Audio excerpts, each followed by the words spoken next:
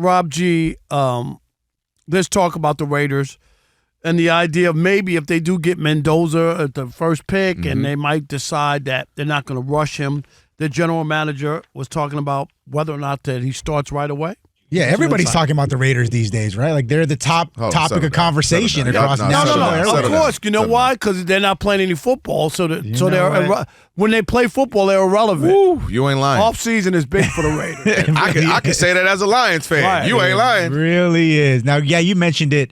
The Raiders GM John Spytek was at the Combine this week. They're all at the Combine right now, and the consensus seems to be that they're going to take Fernando Mendoza number one, even though they can't say it out loud. They're going to take a quarterback.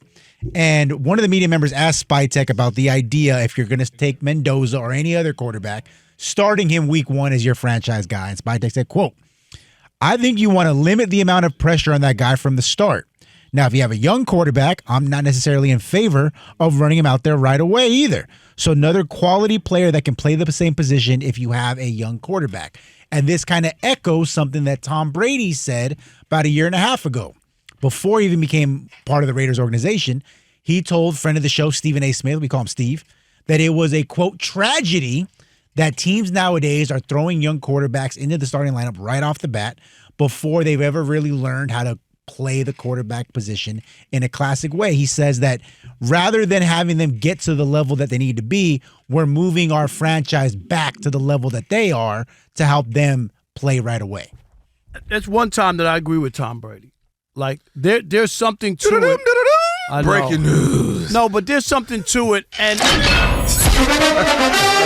breaking news from Fox Sports.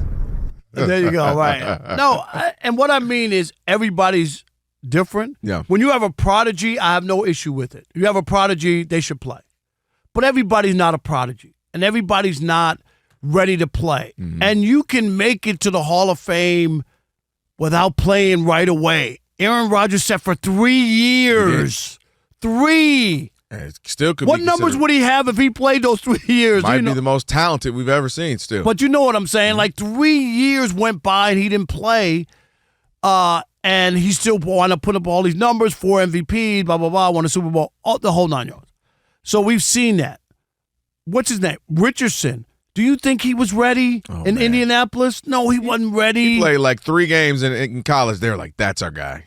And they probably ruined him. Would you he's also now the news today is that they're going to allow him to look for a trade. But do you know what I mean? Like here's a young guy who had a lot of upside, but they rushed him out there. He wasn't ready.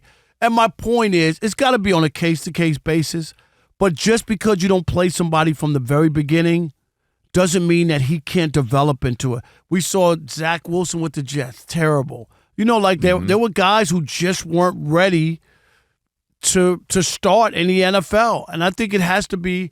And then you saw C.J. Stroud play his first year. It was unbelievable, right? Mm-hmm. So there's the outlier, right? And Jaden Daniels, there's another outlier. And then what happened in their second years? Not as good, right? I think you have to have an honest conversation with yourself. If you're the owner, your general manager, down to the coach, down to looking at the assistant coaches in the team. What I mean by that is there are times, Rob G and I were talking about this, if you're the Colts and you have Peyton Manning for eons and you're gray all the time, and then he's getting nicked up, he's getting older, and he leaves, and then you stink, and then you mess around and get Andrew Luck. But you're not that bad, it's just you lost Peyton. You know, you have pieces around, you just lose Peyton. And there are teams, you know this in the NFL. We talked about this all the time. You can go from worst to first. You're not bad. You just didn't lose those close games. So now you only won 4 or 5 games. You might have the first, second, third pick. But here's another thing real quick. Yeah. Okay, you got your quarterback. He doesn't play right away. Year 2, right, the next year, and then the third year on a team where maybe he's going to be a starter. Those 2 years you could get guys to block for him. You know what I mean? For linemen, you know what I mean? And then all of a sudden you're adding other pieces, and then he's okay. He's going to be protected because we had 2 more drafts to get other players to help him. You have to, in my opinion, if you're saying, okay, you either have to be a team that was already built up, and I'll give you an example. You mentioned C.J. Stroud. C.J. Stroud comes into a team that's got a defense. They got some pieces around. Jaden Daniels had some offensive pieces. Justin Herbert, the Chargers are never without talent. We've all known that for the last 26 You remember years. when they couldn't score, they had a great defense. And exactly. So you look at these. Ben Roethlisberger comes right on into a team loaded with defense. They got weapons on the outside. They got great running backs and fast Willie Parker and Jerome Bettis. And so my point is, you can bring these guys in and you can have success if you've had an honest conversation. We're not as bad as we look. We have a top pick because something happened. It could have been injuries, or we just lost a bunch of close games, but we're actually a solid team. Then you can be good. But if you're the Jets, if you were the Panthers for a while, you don't have any talent. Guys aren't buying in. You don't have an identity. You don't have any type of ethos where this is who we are. Then you're just throwing a guy into a garbage fire, a tire fire, and you're asking him to save us. And he's a college kid. He's a young man trying to figure out his way, and it's not fair because you start to ruin his reputation, ruin his mental capacity and his confidence. When nobody on this staff is good, you don't even know if the coach is good. So to me, there are for select teams that can do this. They're built for it. They know they got a guy. Maybe your quarterback just retires, but the team is actually solid, and you can throw somebody in there. And I like that the Raiders are saying, hey, hold on. We don't have to do this.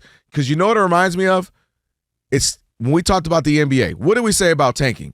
If you were honest, fans, we aren't going to be good, and if you don't want to come out, I can understand that. Instead of $150 tickets, we're going to cut them in half, still come out. Cut them in half, $10 seats. $10 seats, come on in, enjoy it. We'll have we'll make $2 hot dogs, whatever it is, because you're admitting it. I kind of like the Raiders saying, we're going to come in, we're going to compete, but we want to build up this team before we just throw a guy into the lion's pit. So I'd rather my GM be honest. Look, we're going to slowly try to build this thing up, get this thing right, and not just expect our rookie to save us who hasn't seen an NFL snap yet. I like them being honest and forward with that.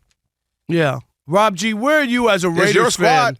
Right. Are you cool with this if they let this kid develop and then maybe in a couple years, the Raiders will have something going?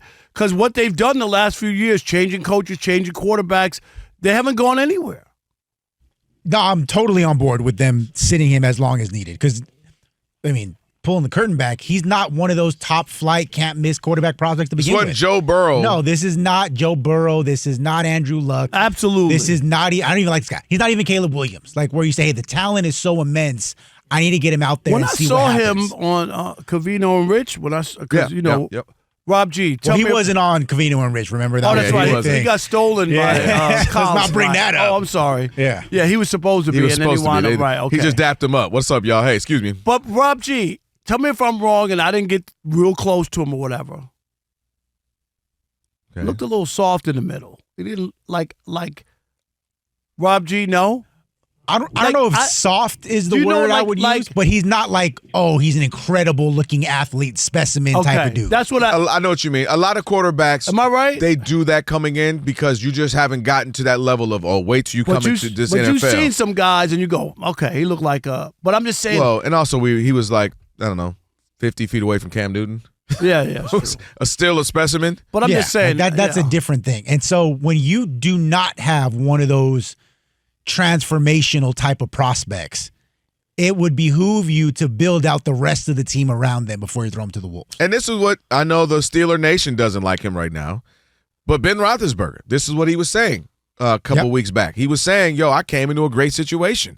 I walked right in. I had talented receivers. And all he did was lock the door behind him. Oh, God. And things worked out. Oh, I'm sorry. I meant at the practice facility. Allegedly, Rob. So they put Steelers were good. I don't even know. I'm really quick-witted, but I don't even know how to follow that one up. Sorry about that. Yeah, no, that's my point, though. And I'll give you another example. He wasn't a rookie, but you brought him up as far as liking what he said.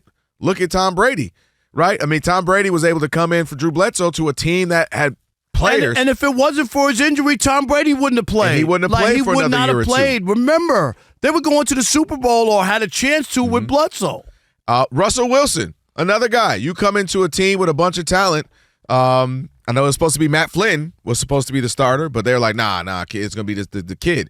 But my point is, if you have talent around, you can throw them in. We can lean on the running game, lean on the defense. Just get a quick pass out to our star receivers. Yeah, and I'm not against him playing week one, but he has to show throughout camp and in the offseason that he's clearly the best guy. Well, and if he's not, then there's no harm in letting him sit 4 weeks, even a whole season if that's what it takes until he's ready. And that's what I'm saying. Like a prodigy, you know he can play, you put him out there. I'm not gonna hold or anybody if the rest back. of the quarterback room is so bad where you're like, hey, we don't have a choice. I don't have an issue with that if somebody's worth it and they've shown that they can play. But just putting him out there because and you know you're bad, right? And he's still learning, and just like, well, he'll take his lumps in the game. I don't know. What if, Rob, if he gets there and he's clearly better than Geno Smith? But, like you said, the rest of the team is just not where it needs to be. I would put Geno Smith in there. I really would. So you would run run the risk of losing the locker room by saying, hey, even though this kid's better, we're going to wait. I would just. That's what the Chiefs did. Like, everyone said they knew Mahomes was better than Alex Smith. But they said, we're sticking with Alex Smith. I know, but they had won 10 games with Alex Smith. They had made the playoffs. So it wasn't like Alex Smith can't play. Yeah, and there was whispers of that with Aaron Rodgers as well, with Brett Favre. Right. Like, the people knew they had something.